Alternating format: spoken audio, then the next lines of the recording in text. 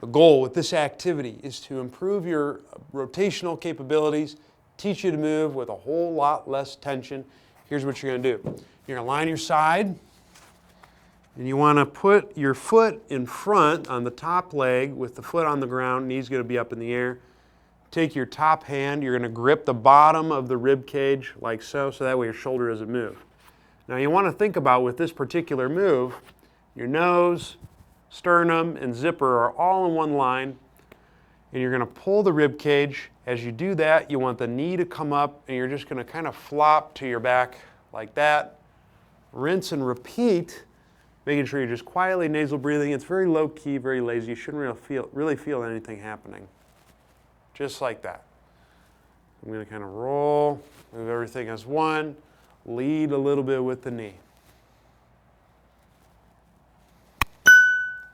And that's how it's done. Give it a shot.